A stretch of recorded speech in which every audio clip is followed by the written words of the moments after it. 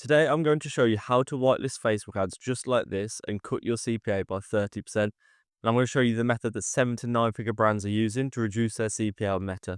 If you don't know who I am, my name's Adam Taylor. I'm the founder at Media Engineered. We're a performance ad creative agency who specialize in growing e-com businesses on Meta ads, and our ads spend around $3 million every single month on Meta. So most brands are missing out on this ad strategy, and it's costing them sales, it's costing them revenue. And whitelisted influencer or niche pages ads lets you tap into built-in trust and higher engagement, but hardly any brand is doing it. So in this video, I'll show you exactly how to set it up, influencer whitelisting step by step, so you can scale faster and more profitably. And this is exactly what we're going to be running through today. So I'm going to show you an example ad of whitelisting content, why whitelisting works, the 3-step process, 5 common mistakes to avoid, and final takeaways. So here's an example from Everyday Dose. They're partnering with this influencer who makes health and wellness content, food content, so you can see it works really well. Let's take a look at the ad, and then after I'll explain why this works so well.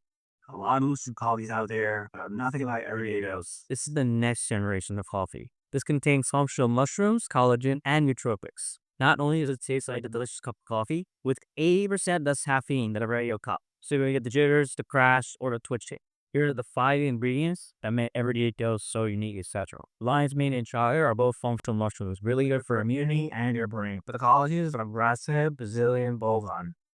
So as you can see, it's just like a standard ad, and now let me break down why this works so well. So most brands run influencer marketing the wrong way. They're paying for posts that get a quick spike in engagement, but die off in a few hours, so organic post. But whitelisting flips that model on its head, turning influencer content into scalable, high-performing ads, rather than just organic posts that will last a few days. So this works well because, first of all, social proof. People trust content from real people more than traditional brand ads, of course they do. So whitelisted ads run directly from the influencer's page or as a partnership ad. So making it look like an organic recommendation rather than just a generic ad. There's so many ads on Facebook, but it's very rare that you see this whitelisting style of ad. You see much, much less. So it really boosts social proof. Also, it creates authority and more credibility, because you're leveraging that influencer's existing audience. If we look at the past example, if someone who doesn't know the brand, doesn't know the creator or the influencer, clicks on his profile and sees, oh, this guy's got 1 million followers, he's into health and fitness, and he's promoting this brand, it must be good. Let me take a look at the website. Also, built-in trust equals higher conversions. So since the ads come from a familiar face, if people know him, or even if people don't know him, it's coming from an influencer with followers, they don't feel like ads, which means they're more likely to stop, engage, and buy. So it's a really great tactic to really lower your CPA in your ad account. So why does this beat traditional influencer marketing? You've got longer ad lifespan because organic influencers posts disappear quickly. You've got better targeting. You can retarget engaged users. You can exclude past buyers, scale with lookalikes. You have full control of the ad account, which is of course so important. And then also you've got full creative control, so you can test multiple versions, tweak the messaging, hooks, variations, optimize performance, and iterate month on month on month, and iterate on every single ad. You can't really do this with organic ads because you don't have the metrics there as much as you do with paid ads. Now I'm going to break down the 3-step process you can follow to whitelist ads for your brand. First of all, sourcing, vetting, and managing influencers. This is the first step. Now, there's 3 types of pages that you can run these type of ads from. First of all, it's influencers. Now, this can be people like I showed you earlier with 1 million followers. It can be people with 10 to 30k followers, which works just as well because it's giving you that social proof, it's giving you authority, it's building trust, and they're probably going to be a fraction of the cost. UGC creators don't really work as well with this because the UGC creators usually want to charge money. A lot of influencers will be happy to do it just for free product or a discount code, affiliate code. So there's definitely good ways that you can come up with deals with influencers. And you can do flat fees, you can do percentage. It depends where you're at with your brand, but there's so many good ways that you can structure deals, but just make sure you're doing it in a fair way where you're both winning, because that's when you'll get the best results. And the second one is theme pages, which is much more rare than influencers. However, it works really well.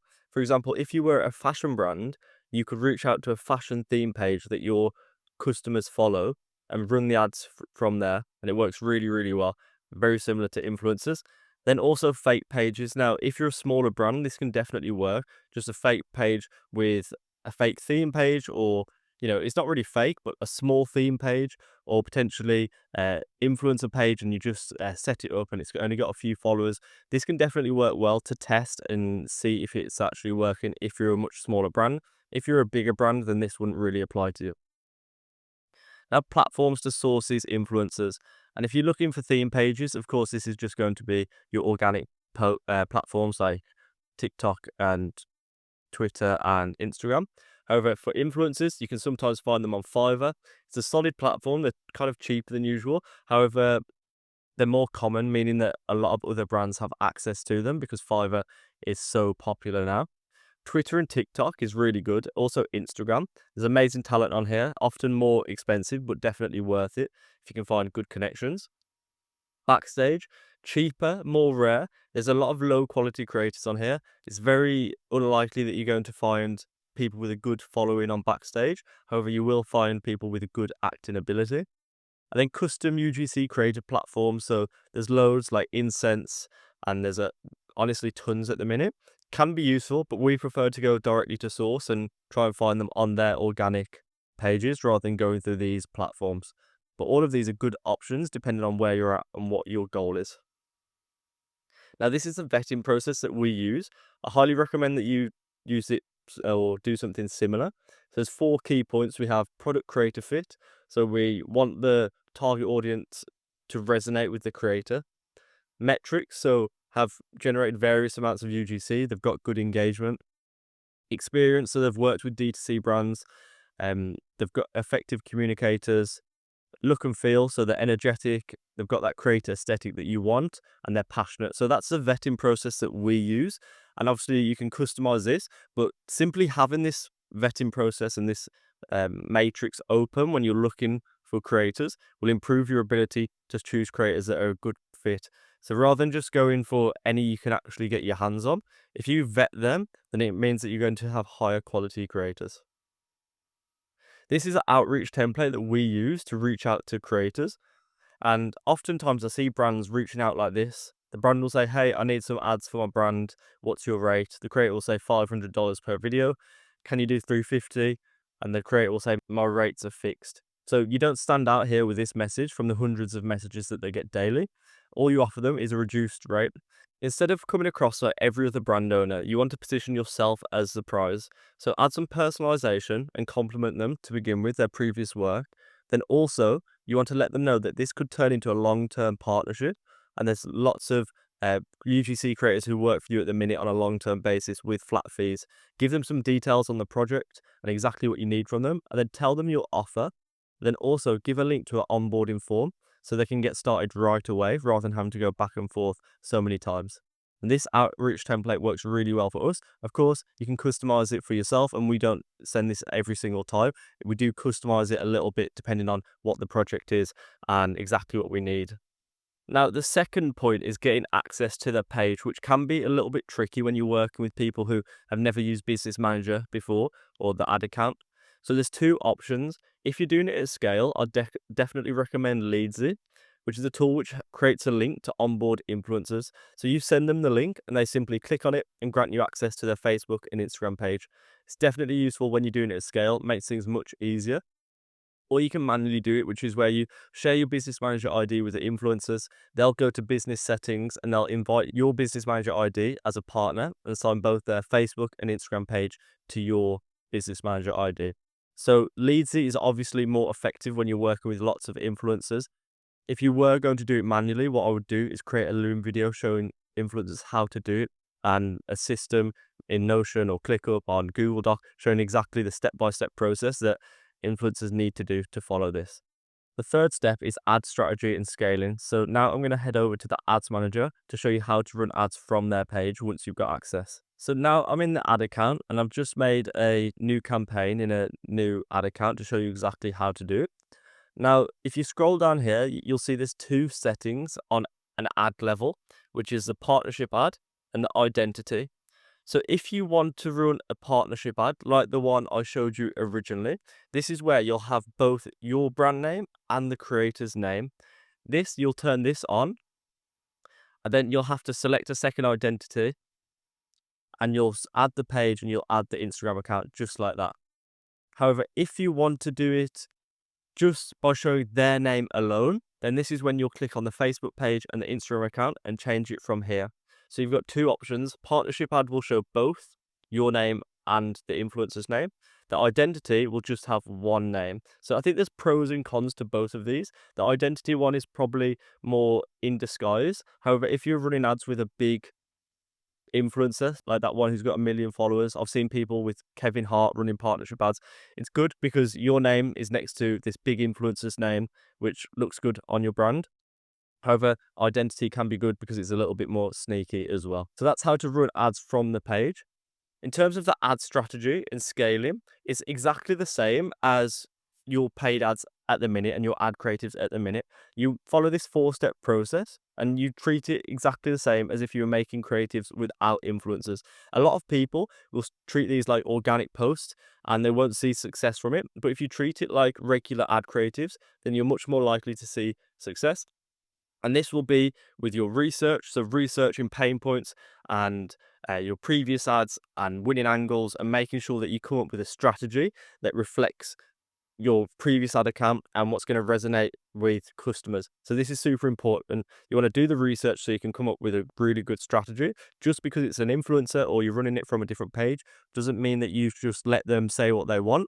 You want to be making sure that you've got a real good strategy. You're building from your winning angles and you're targeting the right people, the right customers, the right niche of your target audience. And this is how you're going to get the best results. Then once you've got that strategy, you want to test it in the exact same way. So again, I see many brands who do this, treat it completely differently to their normal ad creatives. They're not testing and they're not trying to find out what works, which isn't the most efficient way to do things. Once you've tested, this is when you can begin iterating from your initial strategy. So you've tested it, you're seeing results, and you can compare back to the initial strategy and you can see, okay, this ad worked well and we were doing this angle, this one didn't do so well, what was the hook, what was the call to action, and assess the whole ad and see how you can build from it. And that's the iterating process. Now I'm going to move on to 5 common mistakes to avoid when you're doing influencer marketing. The first one is picking the wrong influencers, because not all influencers drive sales. A lot of brands will focus on follower count rather than just engagement and audience fit and the vetting process that I showed you earlier. A smaller creator with a highly engaged niche audience who's good at speaking will often outperform a big influencer with passive followers who isn't very good at speaking, not a good communicator, and doesn't match your target audience. The second point is a poor deal structure. A bad deal can either overpay the influencers or leave them unmotivated, which will lead to bad work and not putting much effort in. So try to make a deal that's fair for everyone, and this is when you'll get the best results. And the thing is, the brands that want to pay a flat fee, the creators will want to do a percentage deal. And the brands who want to do a percentage deal, the creators will want to do a flat fee, just because incentives are aren't aligned on each side, because the bigger brands will obviously be making more revenue and the creator will want more of this, and the opposite for the smaller brands. So it's important you understand this, because creators will try and will be aware of this and will try and push for what makes the best deal for them, but you just need to find the middle ground, what works for everyone. The third is giving influencers too much or too little control. So some brands let influencers fully control the ads, leading to creatives that don't convert. Others micromanage too much, making the content feel inauthentic and robotic. So again, it's about finding that middle ground, somewhere in the middle, where you give them the script, but you say, if something feels unnatural, feel free to tweak it a little bit so it feels really authentic and like it's coming from yourself. 4 is not owning the ad strategy. So you need to treat these ads just like normal ad creatives. So this includes having a dialed in research strategy and optimization process like I ran through earlier. And 5 is not having a structured workflow. So don't try and do this on your own as a brand owner, but hire an agency like us or hire internally and create systems. Trying to do this on your own without systems is a recipe for wasted time and bad results, because the whole approval process, the sourcing process, the management process is just headache. So the final takeaways from myself on whitelisting Facebook ads is most brands completely ignore whitelisting, leaving a massive opportunity on the table. But if you can't get results on your own page as it is, this isn't magically going to save you. You need a solid ad creative strategy. So if you want more details on my ad creative strategy that helped me scale a brand from 116K per month to 1 million a month in revenue, then check out the video that's on screen right now. It's super valuable and it'll help you scale your ads.